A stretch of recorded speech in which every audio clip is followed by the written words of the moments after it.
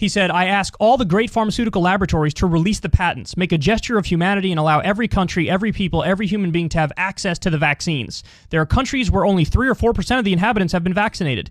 In the name of God, I ask financial groups and international credit institutions to allow poor countries to assure the basic needs of their people and to cancel those debts that so often are contracted against the interests of these same peoples. In the name of God, I ask the great extractive industries, mining, oil, forestry, real estate, agribusiness, to stop destroying forests, wetlands, and mountains, to stop polluting rivers and seas, to stop poisoning food and people.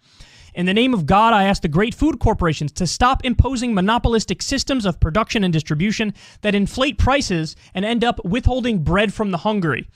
In the name of God, I ask arms manufacturers and dealers to completely stop their activity because it foments violence and war. It contributes to those awful geopolitical games which cost millions of lives displaced and millions dead.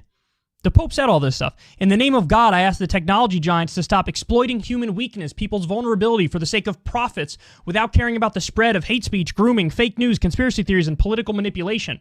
In the name of God, I ask the telecommunications giants to ease access to educational material and connectivity for teachers via the internet so that poor children can be educated even under quarantine. In the name of God, I ask the media to stop the logic of post-truth, disinformation, defamation, slander, and the unhealthy attraction to dirt and scandal and contribute to human fraternity and empathy with those who are most deeply damaged. In the name of God, I call on powerful countries to stop aggression, blockades, unilateral sanctions against any country anywhere on earth. No to neo-colonialism. Conflicts must be resolved in multilateral fora such as the United Nations. We have already seen how unilateral interventions, invasions, and occupations end up, even if they are justified by noble motives and fine words.